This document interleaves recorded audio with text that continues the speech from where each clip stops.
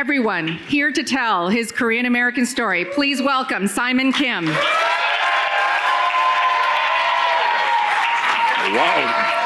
Thank you, Vivian.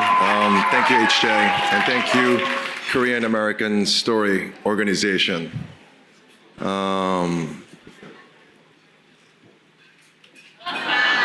안녕하세요.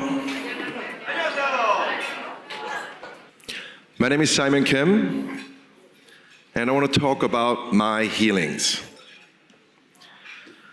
Healing to me is a process of going through pain and how we grow from it. Not all healings feel good, but as an optimist, I believe healings makes us stronger. When we are hurt, scars form as part of healing process.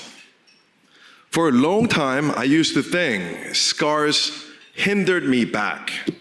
But now I know the scars actually propel me forward. So tonight, I want to share 3 stories about my scars and how that made me grow. The first one is from my childhood. I was born in Seoul in 1982. I'm the youngest of 3 siblings. Hello, sister. My mom, she has always been a very gracious host.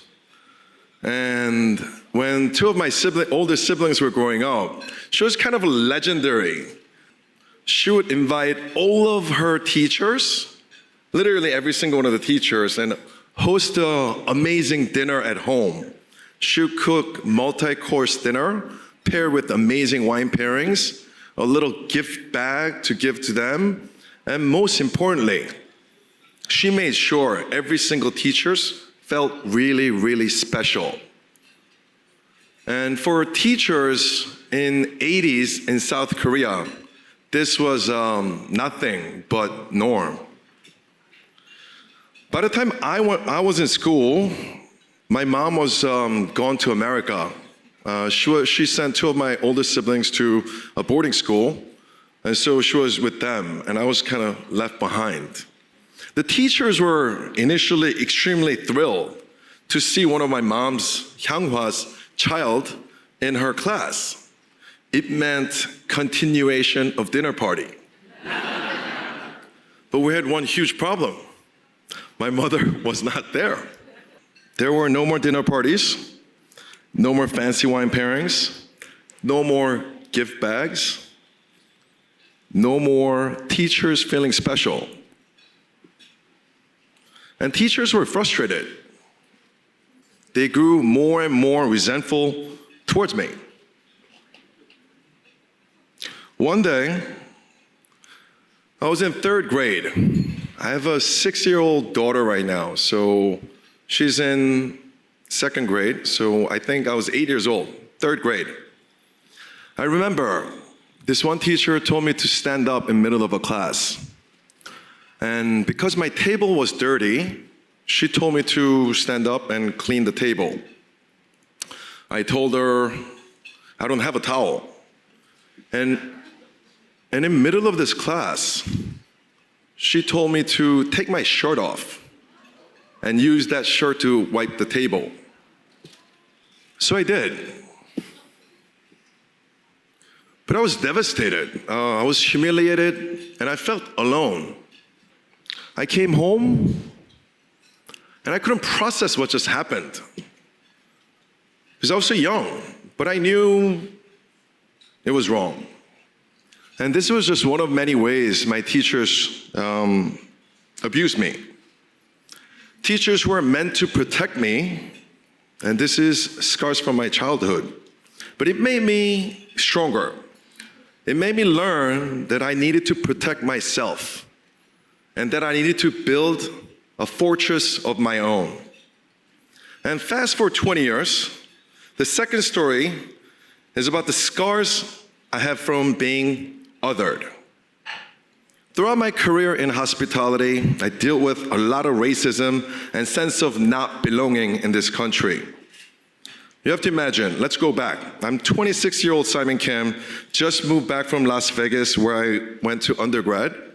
And I got a job in Times Square restaurant, and I was so eager. I was so eager to please. I was eager to learn, and I enjoyed this restaurant business where I get to please people. And I remember one night, it was one evening, I was asked to serve a nice bottle of wine to a table. So I grabbed the bottle of wine, and I walked up to the table, I presented a nice bottle of wine, and I was so excited, because I love giving joy. So I was excited to share this bottle of joy with the table, and as I presented it, the guest looked at me and said, "Excuse me, can a white person open this bottle of wine?" Whew. I was devastated and disappointed. It made me feel vulnerable, even at a place where I thought it was the safest space, which is my workplace. And this type of experience, a trauma, could have made me leave New York City or find an alternative job. But instead, I stayed and pushed through.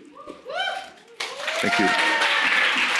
I learned not to take things personally, and that in spite of ignorance and hatred, I knew I was where I belonged in that moment. With the choice of fight or flight, I chose to fight for my ground. I leaned in and I moved forward. And I had a successful career in fine dining. And I opened my own restaurant in 2013 called Piora and got a Michelin star there. Thank you. And my third story is about scars from failure. Piora, my first restaurant, was exactly what I wanted. It was a small, beautiful restaurant, an Italian restaurant in West Village. And between 30 to 35, I literally gave this restaurant everything that I had. But ultimately, it didn't work out. I lost everything that I ever had. Investor lost money. I lost money. I had to close the restaurant, and I had another restaurant being built, but I was underfunded. The pressure was mounting. Meanwhile, I was also having baby at the same time. Whew. It was a lot. Without going through what I had gone through and having overcome it, the abuse, the racism, everyday stress and strain, without thickening my skin and enduring previous trauma, the pressure would have broken and crushed me. Everybody wants hurts to be fixed, as if it never happened. Fix trauma, fix abuse. But we don't fix these things that has already happened to us. We endure them. We learn to live with them and accept them as part of our fabric.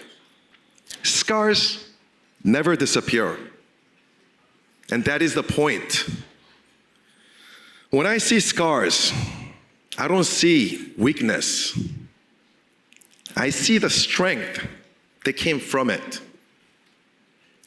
We can get to a place where damage becomes an opportunity to become more resilient and even more creative. I have a humble success that I share with my partners and my coworkers. But my scars are still here for anyone to see.